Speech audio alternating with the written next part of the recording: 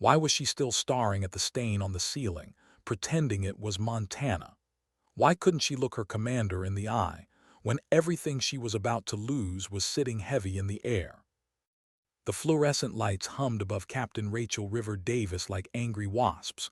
Her flight suit clung to her skin, still damp with the sweat of what might have been her final authorized mission. She sat across from Colonel Sarah Steele Montgomery, who had a reputation for breaking young officers with little more than her tone. The desk between them wasn't just a slab of polished wood, it was a line between two worlds. On one side, regulations. On the other, instinct. Montgomery's voice was sharp, practiced, the kind that carried across briefing rooms and court-martial hearings alike. Captain Davis, your actions during yesterday's exercise violated direct orders. You endangered civilian aircraft. You released unauthorized ordnance, and you cost the taxpayers $2 million. Do you have anything at all to say for yourself? The words hung like smoke. Rachel kept her eyes on that water stain shaped like Montana. She had memorized its outline during the last 2 hours of silence, tracing the ridges like the mountains she grew up beneath. Big Sky Valley, her father's clinic, the cracked gymnasium floor where she had made a promise she'd never break. She thought of those things because looking at Montgomery meant admitting what was about to be taken from her. Finally, Rachel shifted her gaze, steady, unflinching. No apology, no excuses, just the weight of someone who would not pretend she was sorry for choosing what was right. Ma'am, those mock targets represented a veterans hospital that serves 3 counties. If I have to choose between following orders and protecting the people I swore to defend, I'll make the same choice every time. Montgomery's jaw flexed. For a brief moment, something like understanding flickered behind her eyes, but duty always won. The folder closed with a snap. You're grounded pending full review. Your access codes are revoked. Your aircraft is off limits. You will report for administrative reassignment. Dismissed. Rachel stood, boots clicking with ceremonial precision, and offered the salute she didn't feel. Each step toward the door felt deliberate, like walking into a cell of her own making. Behind her, aides murmured about paperwork and regulations, but she didn't look back. Outside, the winter air cut like glass. The walk to Hangar Bay 7 stretched longer than usual, heavy with the thought that her flying days were over.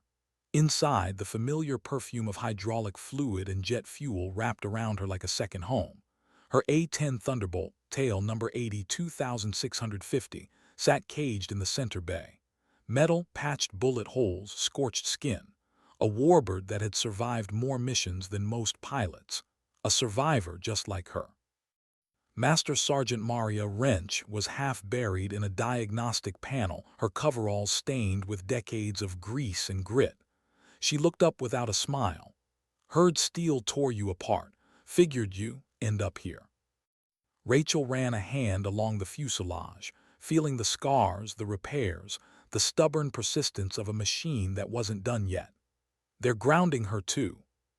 Snorted, Bird doesn't have a rank, can't court-martial an airplane, but they'll ship her off soon. Depot maintenance.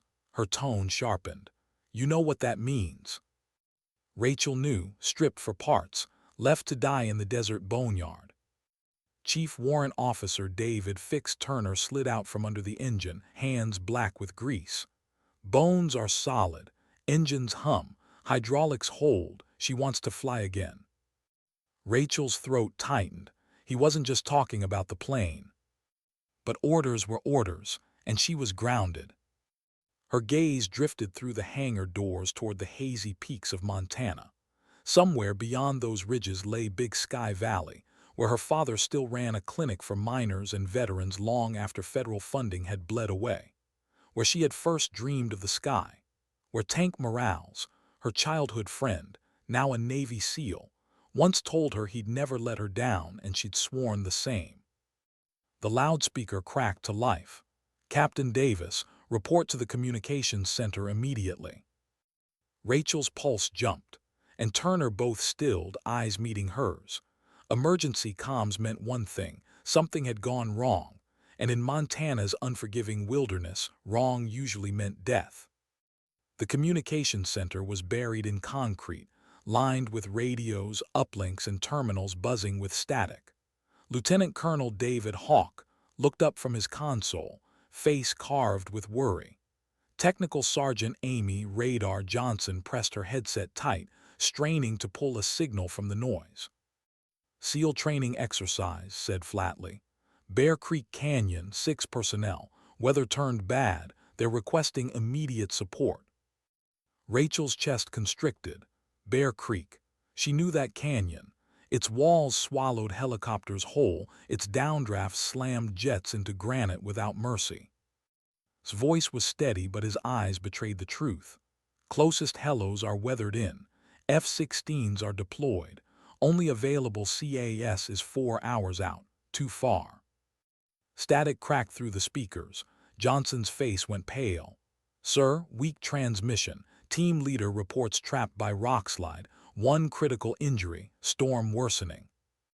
Grab the handset. Bravo 7 confirmed status. Bravo 7. Nothing but static. The silence stretched like a death sentence. Rachel felt it in her bones. She had seen it before. The silence that meant folded flags, letters home, mothers crying at kitchen tables. Then faint, barely human, a voice bleeding through snow and storm. Anyone? Bravo 7, we're finished here. Rachel froze, that voice. Tank. Her tank. The boy who once sat with her on the high school bleachers, who helped her cram for academy exams, who promised to look after her father when she was gone. Her throat closed, but her decision crystallized. She turned on her heel without a word, leaving quiet orders behind. Her boots echoed down the hall like a countdown. Back in Hangar Bay 7, looked up as Rachel entered. Whatever she saw in Rachel's eyes made her put her tools down slowly. Wrench, Rachel said, her voice steady, her heart racing. How long to get 650 flight ready? His eyes narrowed. Captain, don't. How long? Turner emerged, already understanding. Fueled and armed from this morning's canceled training. Systems are green. 10 minutes. Rachel nodded, final like the closing of a cell door. Then let's get her ready. Stepped closer, lowering her voice. Rachel, they'll throw everything at you. Court-martial, prison, dishonorable discharge, you'll never fly again. Rachel's eyes flicked to the thunderbolt. I already don't.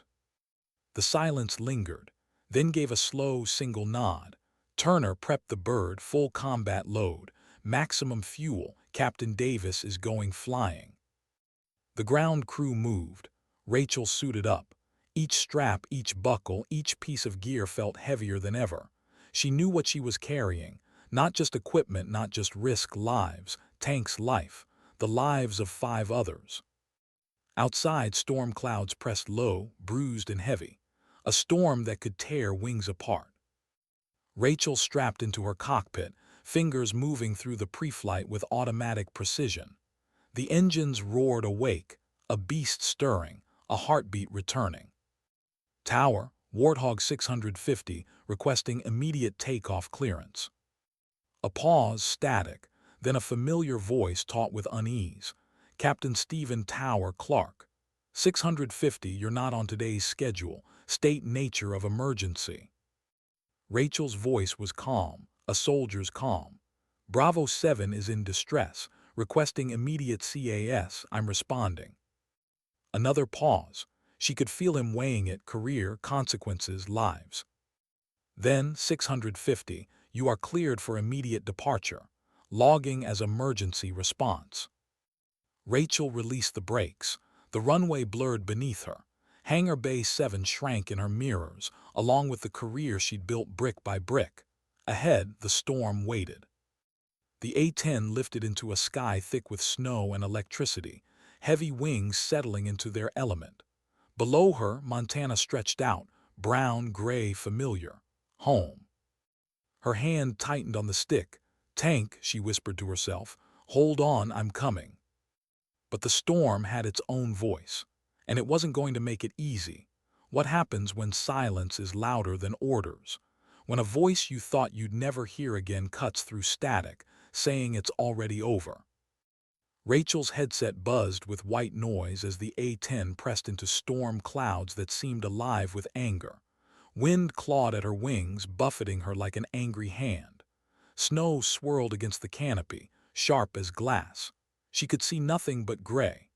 The kind of gray that swallowed entire squadrons, leaving only wreckage on mountain slopes. Her instruments became her lifeline: artificial horizon, altimeter, airspeed, GPS, cold numbers glowing in the dark. She trusted them more than her own eyes because in this storm vision lied. Lightning ripped across the sky, white-blue veins flashing against endless cloud. Each strike rattled her cockpit electronics, her navigation display flickering, GPS cutting in and out. She steadied her breathing, remembering her father's words when she was 16, flying with him in a B-tup over Big Sky Valley's unpredictable weather. You don't fight the mountains, Rachel. You read them, you respect them. Let them tell you where to go. But the mountains weren't speaking tonight. The storm was screaming. She descended lower, 500 feet above ground, barely skimming above ridge lines she couldn't even see. Better to dance with terrain than vanish into the blind fury above. The radio spat static, then a weak signal, Tank's voice. Warthog, this is Bravo 7 actual, 6 personnel. 1 critical, trapped by rockslide, weather deteriorating fast. Rachel's chest tightened. Relief and fear collided in her ribs. He was alive, but barely. Tank, this is River, she said, her voice steady despite her pulse pounding. I'm overhead. I've got you. Stay with me. A pause, then disbelief carried through static. River, you're grounded. Details later. Tell me your situation. The report came clipped, professional, but Rachel could hear the strain beneath it. One man, Seaman Josh Rookie Miller, head trauma, unconscious, fatting. Medic doing what he could, but it wasn't enough. The rest suffering hypothermia, shelter failing, the storm chewing at their strength. River, we don't have much time, Tank finished. If we stay here, we die here. Rachel scanned the canyon through her targeting display, fighting turbulence that threw her A-10 around like a toy. Thermal imaging barely worked, but then movement. Faint heat signatures clustered under rockfall. She banked low, circling, and there it was, a flicker of light, 3 short bursts, the distress signal. Her throat caught. They were alive. But alive didn't mean safe. The ledge they clung to was a coffin, 50 feet wide, 20 feet deep, walls of sheer granite above, a 300-foot drop below. Rock and snow shifting above them like a predator waiting to strike again. No helicopter could get in here. No rope drop. No easy way out. Except her. Rachel keyed her mic. Tank, listen. Half a mile downstream I see a clearing, football field size, rough, rocky, but it's flat. I can land there. His reply came sharp, incredulous. River, that's insane. A-10s weren't built for short field, especially in this weather. You'll wreck it. Rachel's grip tightened on the stick. I've landed on worse. Question is, can you move your team to that zone? Silence, then muffled voices behind Tank, the team debating the impossible. When he came back, his voice was hard, resigned. We'll make it, but it'll expose us. If we move now. Rachel glanced at her fuel, her ammo, her instruments. Every number another reminder that she was already past the point of no return. Then move, she said. I'll make one approach. If it works, I'll land. Get ready. She throttled back, lowering flaps, dropping her altitude until the canyon walls rose like stone giants on either side. Her teeth rattled as turbulence slammed her aircraft. The clearing rushed into view, rocks scattered like dice, a frozen stream slicing it in half, nothing forgiving about it. Her heartbeat thudded in her ears. She eased lower, 200 feet, 100. Boulders flashed past, gusts shoved her sideways. The A-10 fought her, sluggish and heavy. No good. She pulled up hard, engine screaming, rock walls flashing past her wingtips. Adrenaline burned through her veins. "Tank, it's rough," she admitted, "but it's possible." His reply was all grit. "We'll be there, just tell us when." Rachel climbed back into storm cover, circling, watching through her display as 6 figures began staggering through knee-deep snow. Shapes against the white void. Men who had already pushed beyond exhaustion, dragging each other forward because stopping meant death. Her mind flickered back, Tank at 17, grinning on the football field, telling her she'd passed the academy exam even when she didn't believe it. His hand gripping her shoulder the day she shipped out, promising he'd look after her father. That bond had carried across decades, across wars. Now it demanded everything from her. She turned back to the clearing, configured again, flaps down, gear down, every correction precise, her body one with the plane. "Bravo 7, I'm on final," she transmitted, voice calm though her knuckles whitened on the stick. "Be ready for immediate boarding." The A-10 bucked in crosswinds. Snow blurred the ground until it was only motion and instinct. Rachel's eyes narrowed. 70 feet. 50. She aimed for a patch of frozen earth, throttle easing back, drag chute primed. Impact. The wheels slammed down, jarring her bones, rattling the cockpit. The aircraft bounced, skidding across uneven ground. Rocks clanged against her fuselage, threatening to tear her landing gear apart. She braked hard. Engines roared in reverse thrust, fighting physics, fighting momentum. The frozen creek loomed ahead, black and bottomless. 50 feet. 40. The A-10 shuddered to a halt, nose wheel barely short of the drop. Silence. For a second she couldn't breathe, couldn't believe she'd done it. Then a shadowed figure appeared at her side. Tank. Snow crusted on his beard, exhaustion carved into his face, but alive. Alive. "River," he said, disbelief and gratitude mixing. "I can't believe you pulled that off." Rachel popped her canopy, cold air biting her face. "Save it. Get your men aboard." They moved fast, efficient despite exhaustion. The medic, Johnson, guided rookie Miller on an improvised stretcher, his face pale, breath shallow. The others carried gear, weapons, everything they could salvage. Hawk Anderson, the sniper, took security at the nose, rifle up, eyes scanning the ridges. Rachel's gut clenched as his voice came sharp over comms. "Movement, ridge above, large signatures." Could be bears, could be worse. Rachel didn't wait to find out. Everyone aboard now. Tank and the others piled into the cramped fuselage, bodies pressed into spaces never designed for passengers. Miller was strapped down in the rear, his bandaged head bobbing with shallow breaths. Rachel ran through her checks with desperate speed, engines rumbling back to life. "All personnel secured," Tank called. "We're ready." She throttled forward. The A-10 strained against the uneven ground, wheels bouncing, wings wobbling. Speed climbed slowly, too slowly. 40 knots. 50. She pulled nothing. The aircraft groaned, overloaded, sluggish. 60. She yanked harder, praying. The A-10 leapt free, climbing like a wounded bird, wings clawing for altitude. Snow and stone fell away beneath them, the canyon yawning like a grave they'd just escaped. Rachel exhaled, a single word slipping past her lips. "Got you." But there was no time for relief.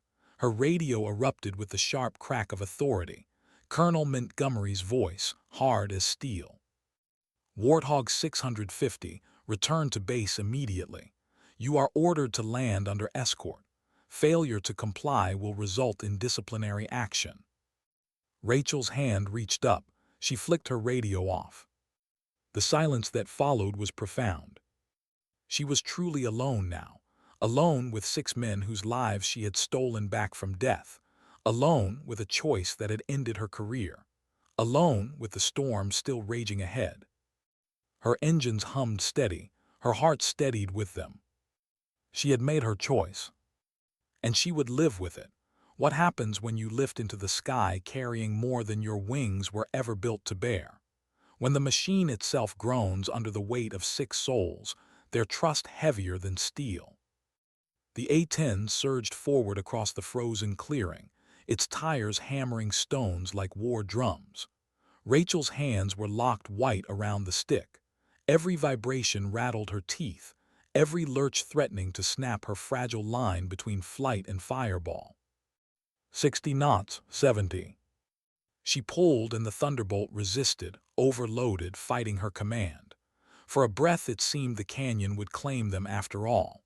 Then, like a wounded animal refusing to die, the nose lifted, the gear broke free, and they clawed upward into the storm. The men in back braced themselves against metal not meant to hold them. Josh "Rookie" Miller lay strapped to the makeshift stretcher, breath shallow, the medic whispering half prayers, half medical jargon as he tried to keep the kid tethered to life. The walls of Bear Creek fell away beneath them. Snow whipped past like tracer rounds. Rachel eased her pitch, coaxing altitude from wings that wanted to sink. The A-10's engine screamed, fighting thin mountain air and the drag of too much weight. She whispered under her breath, not to herself, but to the bird. "Come on, girl, just a little higher." They skimmed out of the canyon mouth at last, the terrain flattening into foothills. Relief washed through her body like heat after frostbite. But it didn't last. The radio she had killed moments before came alive again as she switched it back for approach navigation. The channel exploded with voices. Base command, tower, overlapping orders. Then Montgomery's voice, sharp, clipped, carrying the fury of betrayal.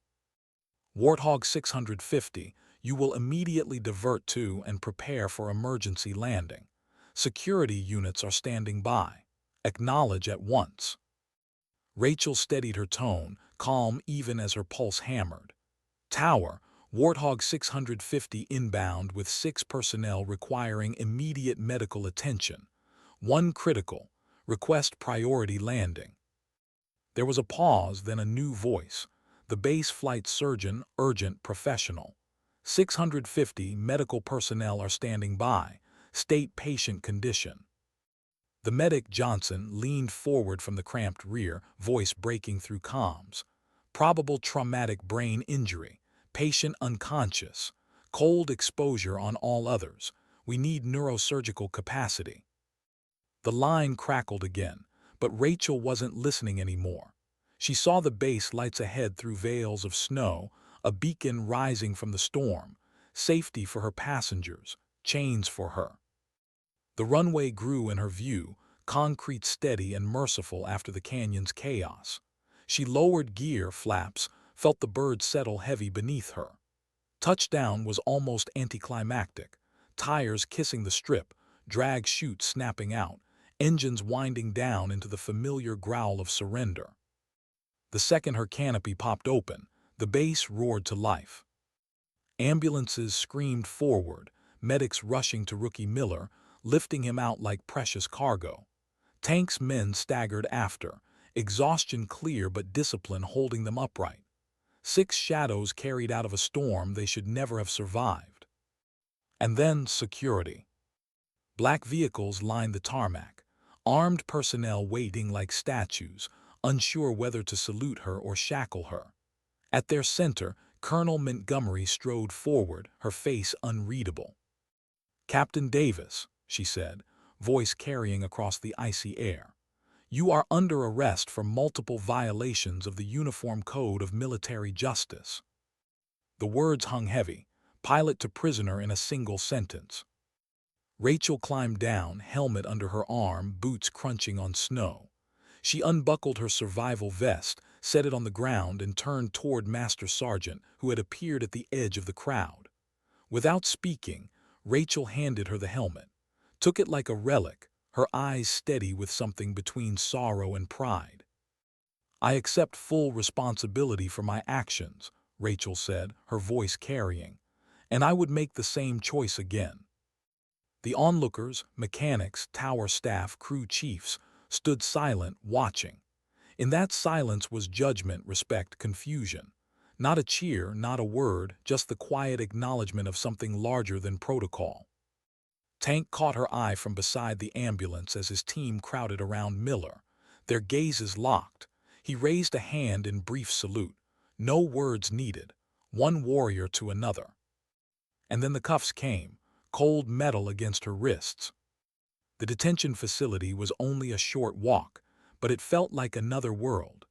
Thick concrete walls, small cells, silence pressing in heavier than the storm she'd just flown through. Hours passed, 6 maybe more. She sat on the narrow bunk staring at her trembling hands, not from fear, adrenaline. Her body still hadn't come down from the impossible flight, the landing, the escape. Now there was nothing but silence. Silence and waiting. When the key turned, she expected guards. Instead, a woman entered in a gray suit, her expression sharp, eyes calculating. "Captain Davis," she introduced herself smoothly. "Agent Kane, Defense Intelligence Agency."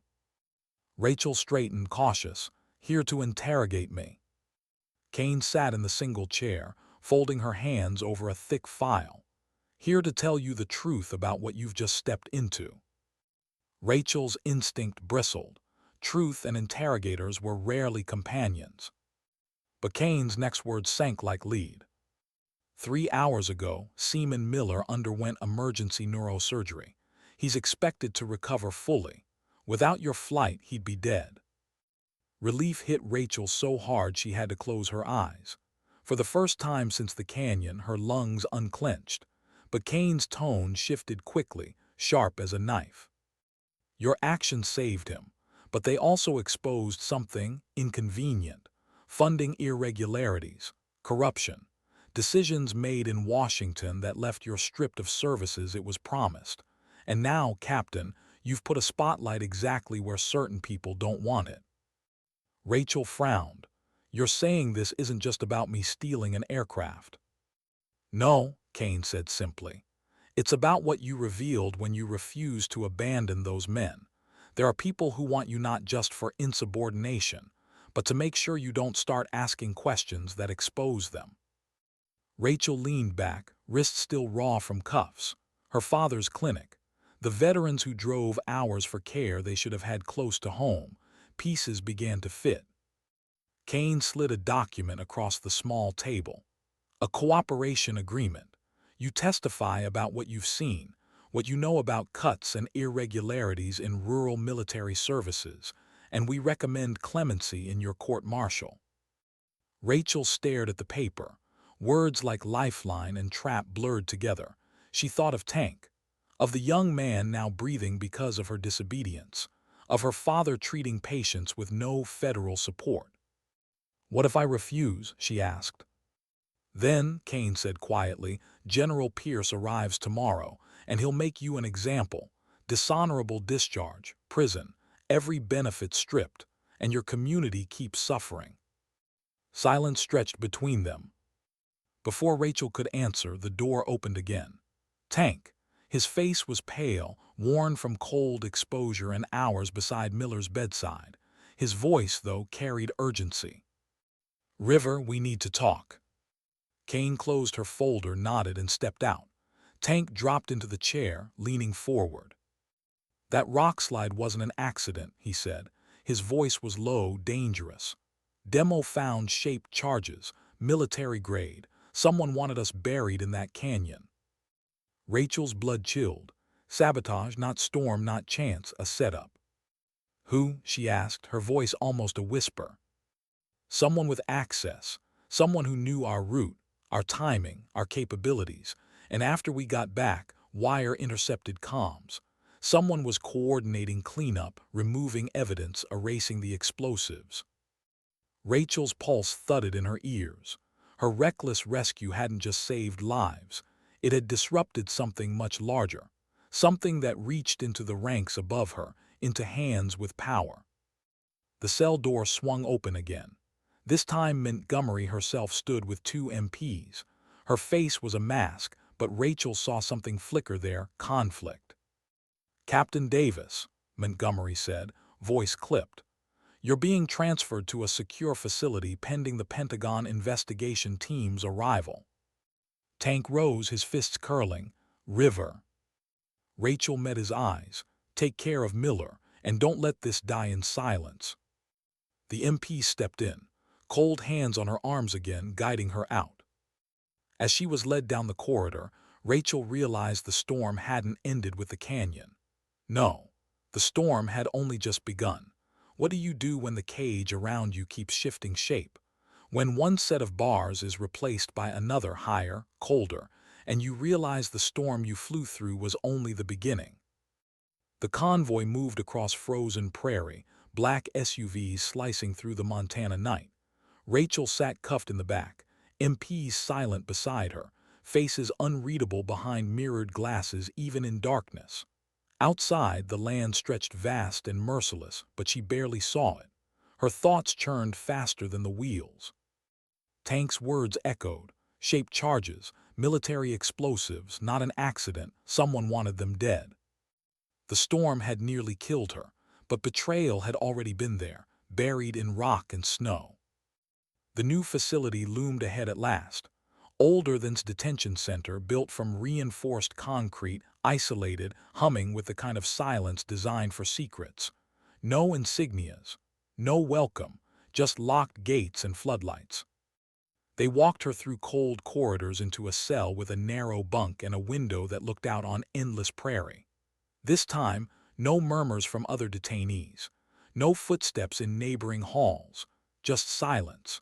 Silence and the faint drone of engines in the distance, as if the world outside still moved while she was meant to disappear. 12 hours passed, maybe more. She measured them by the fatting adrenaline in her bloodstream, by the way her trembling finally eased into exhaustion. No one came, no one explained. Until the door opened. But it was Kane, it was Montgomery, it wasn't anyone in uniform.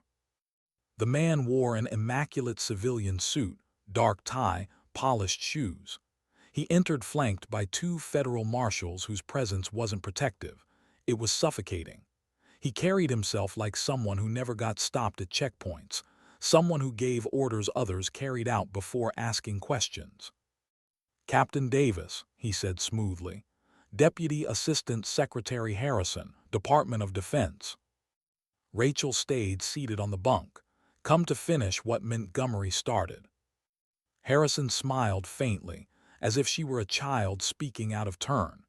He set a briefcase on the small table, clicked it open, and began spreading papers with methodical precision. "Agent Kane exceeded her authority," he said matter-of-factly. "The DIA does not control military justice. Any promises she made void. You're in my jurisdiction now." Rachel's jaw tightened. "So you're here to put me in prison?" Harrison looked up, eyes glinting. "On the contrary, I'm here to offer you a way out." He slid one of the papers toward her. Transfer orders. Reassignment to a program whose name had been blacked out, accompanied by a non-disclosure agreement. "Your unauthorized mission," Harrison continued, "demonstrated qualities we value: initiative, skill, disregard for rigid protocol when the situation demands. We could use that. In exchange, charges disappear. Your record shines. You keep flying, just not in the Air Force you know." Rachel studied the paper. The words blurred into something she knew too well: vanishing, disappearing into black programs where silence was permanent. "And if I refuse?"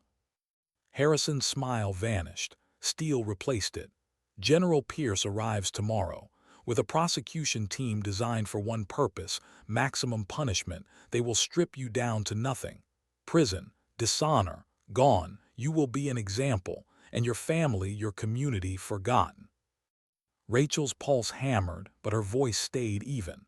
"So my choices are disappear into your shadows or get crushed in public." Harrison leaned closer, lowering his voice. "Captain, this isn't about your conscience. This is about survival." Before she could answer, commotion erupted outside. Raised voices. A guard protesting. Another voice gravelly commanding. The door opened without permission. A woman strode in, mayor of Big Sky Valley, her presence like a storm wrapped in human form. Behind her, a man Rachel didn't know, broad-shouldered, older, wearing civilian clothes but carrying himself with unmistakable military bearing. And then Kane, face set with grim satisfaction, following in their wake like someone who just survived a bureaucratic knife fight. "Captain Davis," said firmly, "this is General Stone, retired. He's here on behalf of rural military communities who've been bled dry by the same cuts that gutted your—" Stone stepped forward, handshake firm, eyes sharp. He wasted no time. "Captain, your rescue mission exposed a conspiracy, funding theft, sabotage, fraud, people at the top profiting while soldiers die. Kane's offer stands, and this time it has backing all the way to the Joint Chiefs." Rachel blinked, caught between worlds colliding. Harrison's smooth assurances, Kane's clipped warnings. Now a retired general and her mayor barging in with claims of something bigger. Harrison bristled. "This is irregular. Captain Davis is facing military justice, not theatrics." Stone cut him off with the force of command that had never left his voice. "Mr. Harrison, your theatrics are over. This is now a federal investigation. Fraud, conspiracy, attempted murder. The captain's mission didn't disgrace the military, it revealed who has." He laid down documents stamped with seals Rachel recognized. Joint Chiefs of Staff, Inspector General, authority heavier than Harrison's polished smile could counter. Kane leaned in, her tone quiet but cutting. "Captain, you testify, you cooperate. In exchange, protection for you and your family, emergency funding restored to your father's clinic, and oversight mechanisms that prevent this from happening again." Rachel looked between them, between Harrison's cold bargain for silence and Kane's dangerous promise of truth, between vanishing into shadows or stepping into fire. Her chest tightened. She thought of Rookie Miller, alive because she chose wrong over safe. She thought of Tank's voice in the storm. She thought of her father refusing to turn veterans away even when funding dried up. "What about my safety?" she asked, her voice low. "And my family?" Stone didn't flinch. "Federal protection, around the clock. You'll have targets on your backs, but you won't be alone." Mayor added softly, "Rachel, Big Sky Valley stands with you. This is just your fight anymore. It's ours." The papers on the table seemed to vibrate with weight. Harrison's transfer orders, a path into silence. Kane's cooperation agreement, a path into danger. Rachel reached for the second. She signed. "On one condition," she said.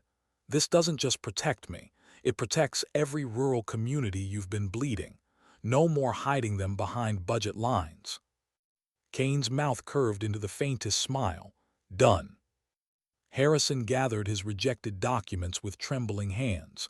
For the first time, his composure cracked. He left without a word. The marshals shifted. Authority had shifted with them. Rachel looked up at Stone. "So now what?" He studied her the way commanders do when testing for steel. "Now, Captain, you prepare for war, not in the sky, in the courtroom." Rachel's stomach turned. She fought storms, sabotage, impossible odds, but a courtroom wasn't her battlefield. Stone's eyes softened just slightly. "You flew through a canyon storm with 6 lives in your hands. You can handle men in suits with lies in theirs." Kane gathered her folders. "We start preparation tonight. General Pierce won't see you coming." Rachel turned toward the window. The prairie stretched endless beneath a bruised sky, aircraft droning faintly in the distance. For years, that sky had been her freedom. Now it was a reminder. She hadn't lost her war. It had only changed shape. Sometimes storms wear snow. Sometimes they wear uniforms. And sometimes they wear suits. Either way, she was flying straight into them. What happens when the battlefield is stripped of mountains, storms, and steel, and all that's left are men with pens, words sharp enough to cut deeper than bullets? Rachel sat at the long oak table in a windowless room, flanked by Agent Kane on one side and General Stone on the other. Files were spread before her like shrapnel from a hidden war. Financial charts, deployment rosters, redacted memos that hinted at truths too dangerous to print in full. The air smelled of burnt coffee and recycled air. No fuel, no gun oil, no familiar hum of engines. This wasn't her world. And yet, it was the war she'd walked into the moment she lifted that A-10 off the frozen field. Kane's voice was steady, razor-sharp, as she pointed to a highlighted section. They siphoned $120 million meant for rural veteran hospitals into defense contracts no one can trace. Same names appear in the logs that altered Bear Creek's training route. Same initials on Pierce's approval forms. Rachel leaned closer, eyes scanning. Each word pulled her deeper into something she had no training for. Budgets, appropriations, layers of bureaucracy designed to confuse and conceal. But when she saw the numbers stripped bare, her chest tightened. It wasn't abstract. It was her father's clinic. The hallways where veterans sat in plastic chairs for hours. The place tank once carried a man inside with both legs shattered from an IED, begging for pain meds that were no longer stocked because funding had shifted. Her fists curled. They built coffins out of balance sheets. Stone nodded slowly. His voice was low, weathered. You understand, then, why you're the one they fear most, not just because you disobeyed orders, because you're proof of what they buried. Rachel swallowed hard. She didn't feel like proof. She felt like a soldier stripped of her wings, thrown into a storm of words she could barely navigate. But she nodded anyway.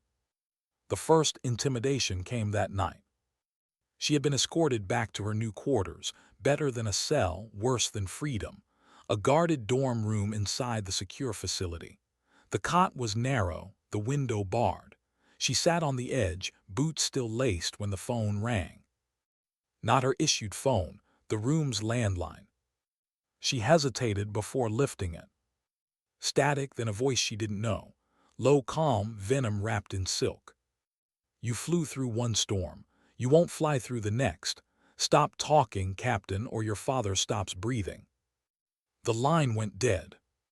Rachel sat frozen, the words gnawing into her chest. She had faced missiles, machine guns, canyon winds, but this was different. This was her father, miles away in Big Sky Valley, vulnerable in a clinic with no guards. She moved fast. Within minutes, Kane was in the room, already dialing protective services. Within an hour, federal agents were stationed outside the clinic, their presence subtle but firm. But the damage was done. The war had found her family. Tank arrived the next morning, his arm still bandaged from the canyon, but his presence steady, grounding. He leaned against the wall as Kane laid out trial strategy. They'll try to paint you reckless, Kane said. They'll call you unstable, insubordinate, dangerous. They'll claim you fabricated the sabotage to justify your crime. Our job is to prove otherwise. Witnesses, records, testimony. Rachel met Tank's eyes. And if they're already willing to bury a SEAL team alive, what won't they do in a courtroom? His voice was gravel, quiet but unshakable. Then we fight anyway. The hearing began a week later. Rachel walked into the courtroom in full dress uniform, cuffs removed, her spine straight despite the weight pressing down. Rows of brass glittered in the gallery, generals, colonels, politicians whose faces never entered combat zones. Cameras were banned, but the air was heavy with the knowledge that every word spoken here would echo far beyond these walls. General Pierce presided at the head table, his silver hair polished, his expression carved from granite. He wasted no time. Captain Davis, his voice boomed, you stand accused of dereliction of duty, theft of government property, unauthorized combat engagement, and endangerment of personnel. How do you plead? Rachel's voice didn't waver. Not guilty.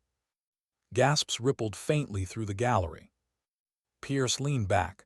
Then this will be instructive. The prosecution opened with venom, charts of damage costs, testimony from officers who called her reckless, insubordinate, unstable. They painted her flight as a suicide mission that endangered lives rather than saved them. They ignored Tank's team. They ignored Rookie Miller's survival. When her turn came, Rachel stood. She didn't look at Pierce. She didn't look at the gallery. She looked at the empty space just above their heads, the way she'd been taught to in public speaking drills, and let her voice carry like it had in the cockpit. I was grounded because I chose lives over regulations. I chose a dying man over a signature on a form. If that makes me guilty, then so be it. But ask yourself this: what are we defending if not them? If rules matter more than lives, then we've already lost. The silence afterward was heavy, not applause, not support, just the silence of a room wrestling with itself. Kane followed with evidence: financial records, redacted memos, Stone with gravel in his voice about veterans left to die in neglected clinics, Tank about the rockslide, about explosives buried in snow. He spoke like a soldier who'd had enough of silence. But the threats kept coming. 2 days into testimony, a black SUV was spotted circling Rachel's father's clinic. Agents intercepted it, but the message was clear: the storm was pushing harder. That night, Tank cornered her in the facility gym, where she'd gone to bleed tension into a heavy bag. He caught the swing mid-punch, his hand strong around her wrist. "You can't fight this one like that," he said quietly. "You can't hit it until it falls." Rachel's throat tightened. "Then what do I do?" Tank's answer was simple: "You keep standing. That's all. They don't know how to break." The next morning, Pierce escalated. He presented new evidence: a forged psychiatric evaluation claiming Rachel had been flagged unstable months before, that she was prone to reckless behavior, that her decision in the canyon was proof of an ongoing disorder. Rachel sat frozen as the paper was read aloud, every word designed to strip away not just her actions, but her very self. But then Kane rose. Her voice was sharp enough to cut glass. "That report was fabricated. We have proof of its creation date, 2 days after the Bear Creek mission, signed by a doctor who retired last year." The gallery erupted in whispers. Even Pierce's jaw twitched. The storm had cracked, just slightly, but enough. That night, Rachel lay awake staring at the ceiling, listening to the faint hum of the facility generators. Fear lingered in her bones. Not fear of prison or even death, but fear of being erased, of her actions rewritten as madness, of her father forgotten in the shuffle of budgets. She whispered into the dark, not a prayer, just a promise: "They won't erase this. They won't erase me." Outside her barred window, dawn crept pale across the prairie. And for the first time since the canyon, Rachel felt something like hope, fragile, small, but alive. The kind of hope you protect with everything you have. What happens when hope is just enough to make the blow hurt worse? When you think the storm has begun to break, only to realize the darkest clouds were still waiting beyond the ridge. Rachel walked into the courtroom on the 5th day with her chin high, uniform pressed. Her stomach still twisted with fear, but there was something steady inside her now, an ember that hadn't been there when she first stepped into this cage. Tank's testimony, Kane's evidence, the cracks in Pierce's armor, they'd bought her a sliver of light. But light, she would learn, was dangerous. The prosecution shifted tactics. No longer the picture of calm authority, they began to snarl. Every question was a trap, every word laced with venom. When Rachel answered with composure, they tried louder voices. When she answered with clarity, they resorted to ridicule. "Captain Davis," one attorney barked, waving a copy of the forged psychiatric report, "do you deny that senior medical officers considered you unfit for duty?" "I deny the report's authenticity," Rachel replied evenly. "I deny the suggestion I ever endangered my unit, and I deny every attempt to turn saving 6 lives into a crime." Murmurs rippled through the gallery. Pierce's expression did not change, but his eyes flicked sideways toward one of his aides, a man in uniform Rachel didn't recognize. A silent signal, a plan already in motion. Later that night, Tank found her. Not in the gym this time, not in strategy rooms, but outside in the cold air of the facility courtyard. He had a cigarette he didn't smoke dangling between his fingers, his breath clouding in the freezing dark. "We dug deeper," he said quietly. "Kane's analysts traced the shape charges. Supply chain runs through a subcontractor with no official defense license. Guess whose name on the ledger?" Rachel's chest tightened. "Pierce." Tank nodded. "Not directly. He's too smart for that, but one layer removed. A shell company tied to his brother-in-law. Money flowed in the week before our training exercise. Same money shows up again, funding rural base adjustments. Same pattern that drained your father's clinic." Rachel's stomach churned. The conspiracy wasn't faceless anymore. It had a name, a uniform, a man standing in that courtroom with medals gleaming like armor. "What do we do with it?" she asked. Tank exhaled smoke he never inhaled. "We leak it. Quiet. Let oversight handle the fallout. You stay alive long enough to testify and it'll burn him down." Rachel wanted to believe him, wanted to believe truth was fireproof, but she'd already learned storms don't follow rules. The first hit came the next morning. She woke to Kane pounding on her door, eyes sharp but voice softer than Rachel had ever heard. "Your father's been attacked." The world tilted. Rachel's breath vanished. Kane pressed on quickly. "He's alive." Stab wound to the shoulder, shallow, non-fatal. The clinic's agent stopped it before it got worse. "He's stable at Vincent, but the message is clear." Rachel sat on the edge of the bed, gripping her knees, trying to steady the shaking in her chest. She could hear her father's voice from years ago, soft but unwavering, when she'd been afraid before her first academy exam. "You don't stop fear, Rachel. You ride through it, same as turbulence, same as storms." But this wasn't turbulence. This was someone cutting into the man who taught her to fly. Tank arrived minutes later. He didn't ask permission. He just stood there, jaw tight, fists flexing. "This was Pierce, or one of his dogs, and if they think this breaks you—" "It almost did," Rachel whispered, her throat raw. Tank crouched so she had to meet his eyes. His voice was gravel and fire. "River, you flew into a canyon storm with 6 lives on your back. Don't you dare let this be the one that grounds you." She swallowed hard, nodded once, but deep inside something broke anyway. At the hearing that afternoon, she kept her face steady, her voice clear. She answered questions, endured slander, stood when ordered to stand.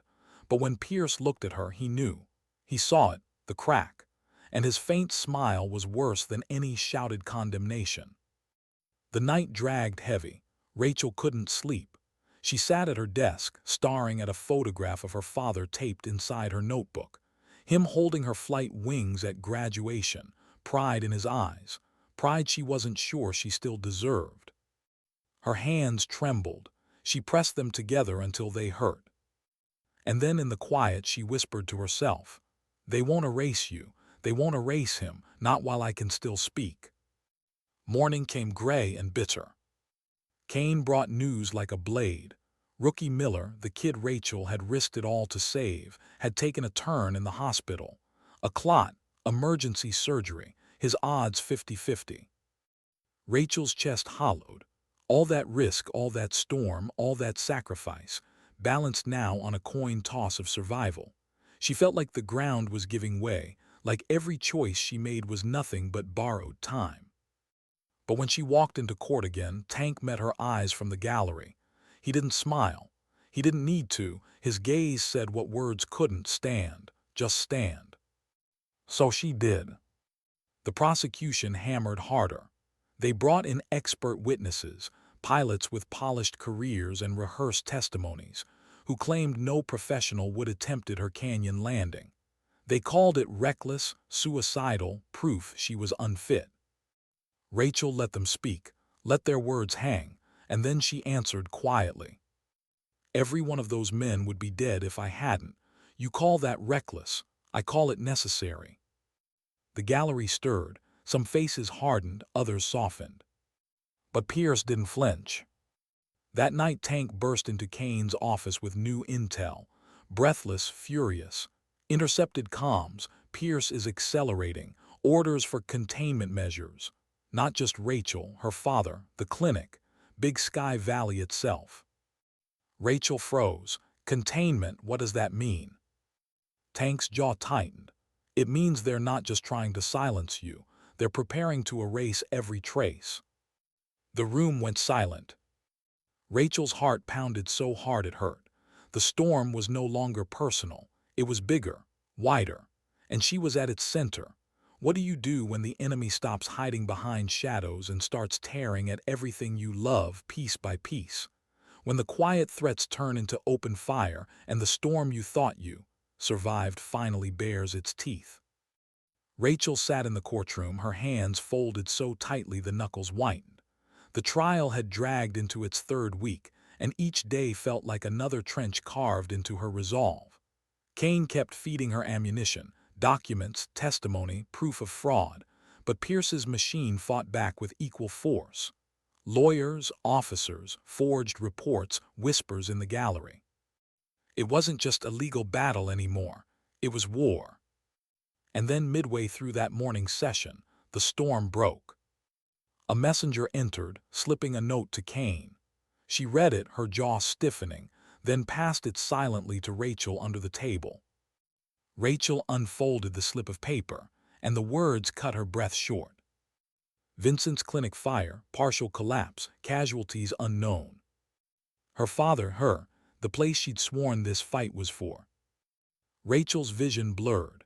She blinked hard, forcing focus, forcing composure, but the courtroom was already shifting around her.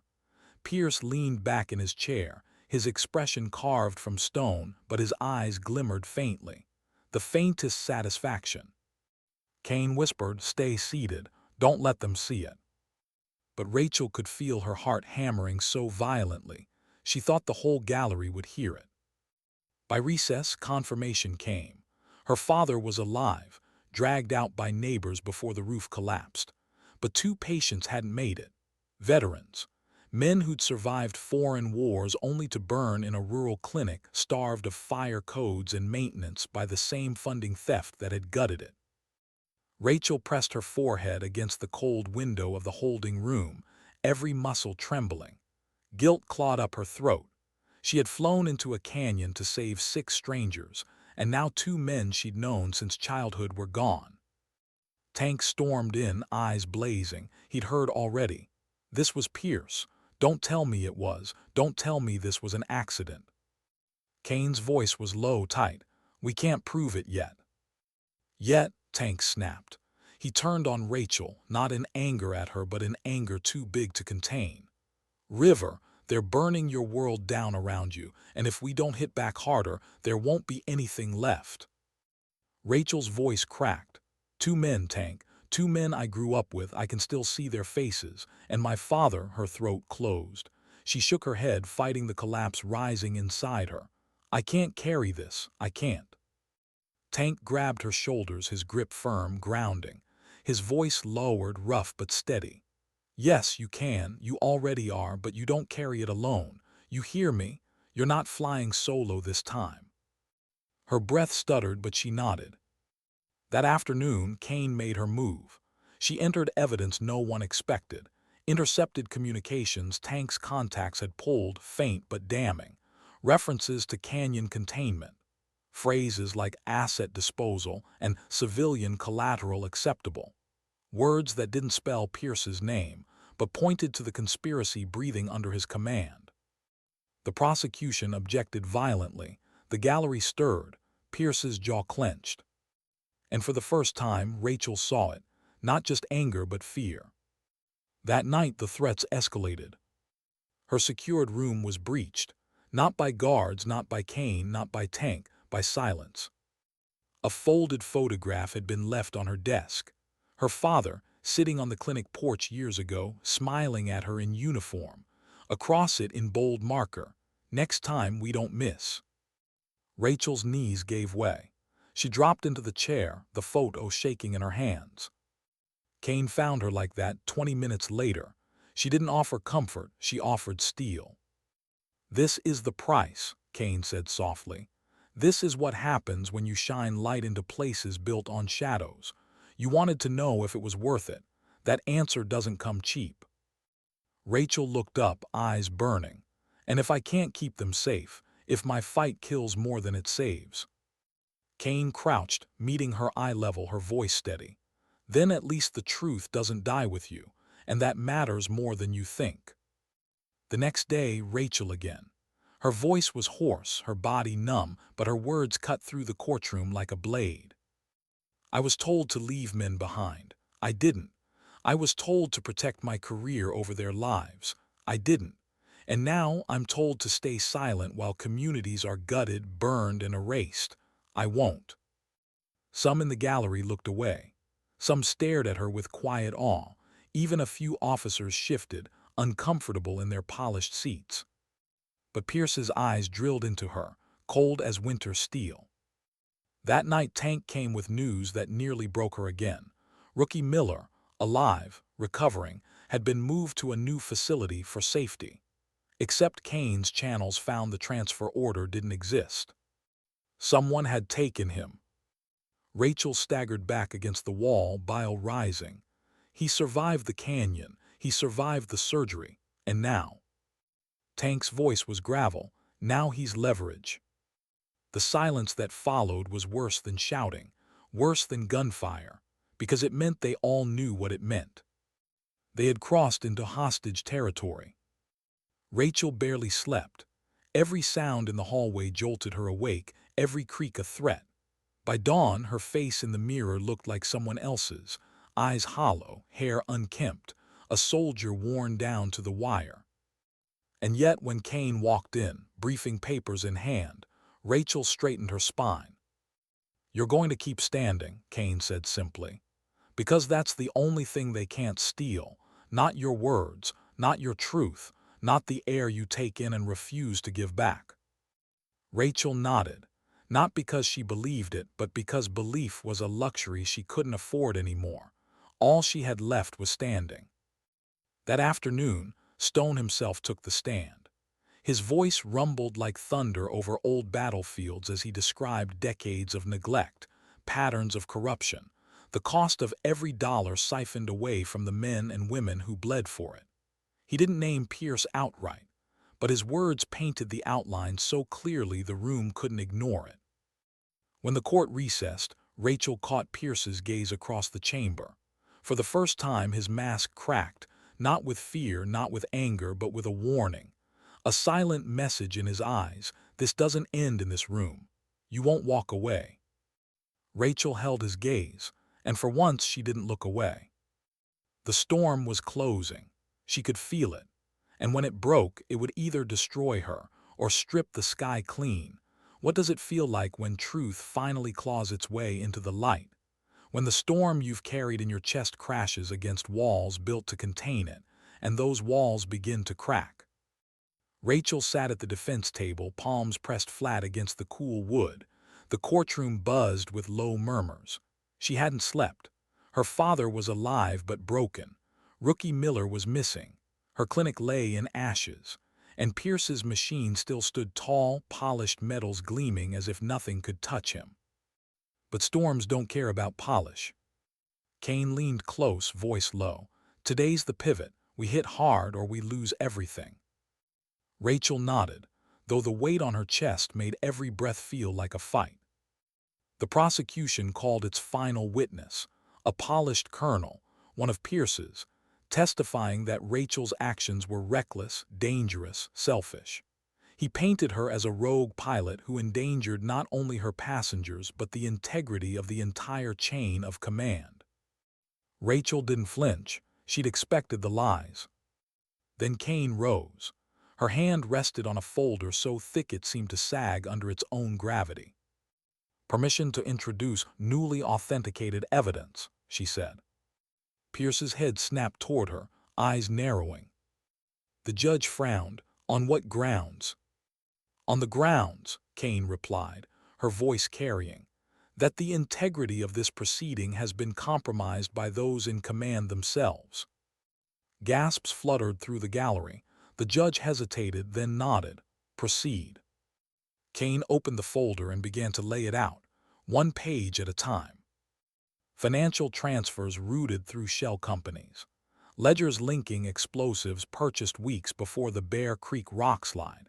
Communications intercepted between Pierce's office and subcontractors that didn't exist on paper.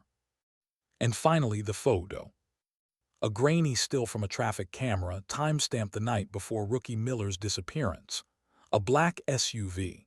Pierce's aide behind the wheel. Rookie in the backseat, unconscious. The room erupted. Voices shouting, chairs scraping, brass pounding for order. Pierce's face flushed red, then drained pale. For the first time since the trial began, he looked like a man caught. The judge slammed the gavel. Order, order. Kane's voice sliced through the chaos. Captain Davis didn't expose this conspiracy by accident. She exposed it because she chose lives over silence. And now the evidence shows exactly who sought to erase her for it. Pierce stood suddenly, his chair screeching back. His voice boomed. This is a fabrication, an attack on my name, my service, my country. But the gallery was no longer listening. The weight of the evidence was too heavy. The cracks in his armor had finally split. The judge ordered recess. MPs moved toward Pierce. For a moment it seemed he might resist, but then he froze, realizing the storm he'd unleashed had turned back on him. Rachel sat rigid, her pulse hammering. She should have felt relief. She should have felt vindicated, but all she felt was exhaustion and grief. Tank leaned close, his voice low. River, we got him. Her throat tightened. Then why does it feel like we lost everything on the way? Tank didn't answer. He didn't need to. By evening, word spread across the base, across the valley, across the country. Pierce under arrest. His network unraveling. Millions stolen, veterans abandoned, lives destroyed to pad accounts. Rachel watched it unfold on the facility's television. News anchors spoke her name now, some praising, some doubting, all feeding off the storm. But none of them had seen the canyon. None of them had felt 6 lives pressing against her hands as the warthog clawed sky from death. When they cut to footage of the clinic's wreckage, Rachel turned away. Her father's voice crackled through the secure line hours later, weak but steady. You stood, Rachel. Even when they tried to burn us out, you stood. That's more than most ever can. She pressed the phone to her ear, eyes wet. I don't feel like I stood. I feel like I fell the whole way. Her father's faint chuckle was the kind only survivors carry. Sometimes standing doesn't look like standing. Sometimes it just looks like refusing to stay down. Silence lingered after he hung up. Days later, Rookie was found. Drugged, bruised, but alive, left in an abandoned cabin miles from the facility. Tank was there when they pulled him out, and when the news reached Rachel, the knot in her chest finally loosened, just enough to let her breathe again. The trial ended quietly. The charges against Rachel were dismissed. Officially, she was exonerated in the interest of justice. Unofficially, she'd become both symbol and warning, a reminder of what happens when silence breaks. When the verdict was read, she didn't cheer. She didn't smile. She simply stood, saluted the bench, and walked out. The world outside felt different, the air sharper, the sky broader, the kind of sky she used to belong to. But she didn't climb into a cockpit, not yet. Instead, she returned home. The clinic lay in ruins, smoke long gone but ashes still clinging. Neighbors cleared debris. Veterans carried timber. Her father sat in a folding chair, his shoulder in a sling, barking instructions like a general of his own small army. When Rachel arrived, boots crunching across the gravel, they all looked up. For a moment, silence hung. Then one by one, heads dipped. Not a cheer, not applause, just quiet acknowledgement. Tank joined her at her side, Rookie leaning on crutches beside him. Together, they began lifting beams, hauling debris, rebuilding what had been burned. No medals, no cameras, no fanfare. Just hands in ash, hearts heavier than steel, rebuilding piece by piece. As the sun sank over Big Sky Valley, Rachel stood outside the skeleton of the clinic, her hands raw, her uniform streaked with dust. The prairie stretched wide before her, the same land she'd flown over, the same land nearly erased. She closed her eyes and let the silence settle. She thought of the canyon storm, of the men in her cargo bay, of her father's voice, of Rookie's shallow breaths, of Tank's steady hand. She thought of the fire, the lies, the weight of everything lost. And then she thought of what still stood. Not her career, not her record, not the shine of medals. But dignity, the kind you don't speak, the kind you live. Her father walked up beside her, wincing slightly with his injured shoulder. His voice was soft. "Storms passed, Rachel." She shook her head gently, eyes still on the horizon. "No, storms don't pass, they just change shape." He smiled faintly, the kind of smile built on pain endured. Then maybe the point isn't waiting for them to pass. Maybe it's learning who we are in the middle of them. Rachel let the words settle deep, and as the wind swept across the valley, carrying the faint smell of ash and earth, she understood. Sometimes dignity doesn't speak. It simply acts.